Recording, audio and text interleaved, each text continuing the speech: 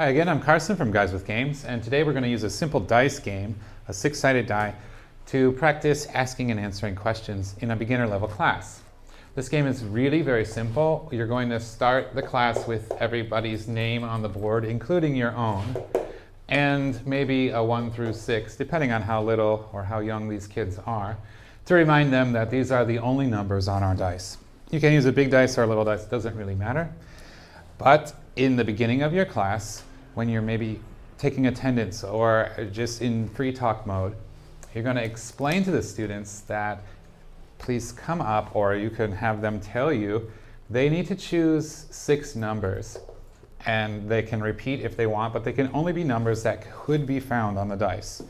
So choose a number 1 to 6, maybe 5, 1, 3, another 1, another 5, and 4. This is my number. And they can copy me if they want, but I think it's better if you choose your own number. So let's come back once all the students have chosen their own 6-digit number. Okay, now everyone has chosen a 6-digit number, and mine is still on the board as well. As I said earlier, we're going to review asking and answering questions, but if you're eliminated from this game, we're going to practice something a little bit more difficult.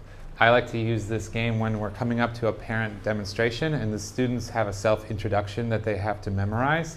Once a student is eliminated from the game, that student needs to recite their self-introduction. But to play the game, we're just asking and answering questions. So how I might start it is, it's one person at a time. So maybe I'll say, Amy, you're first, and I'll ask her a question. Maybe, where do you go to school? I go to Happy Elementary School. Good job. Amy, roll the dice. Again, it could be any side die. Let's use a small one. It's a 2. So we're playing left to right, this dice game. We're going to eliminate anything on the left side of your number that starts with 2. Okay, 2, out. Well, she has 2 2s, but we're erasing from left to right. So that's okay. That's okay, okay. So Amy, that's unlucky. You eliminated your own number. But, okay, Brian, your turn. How many people are there in your family? He answers the question. He rolls the dice. It's a 4. Does anybody have a... Oh, no, Amy, from left to right. So, and then this one also. Okay. Let's do one more so you get the picture. Cherry, where do you live?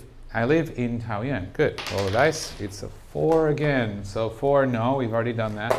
And you go until someone is eliminated. Now let's say that Amy is out.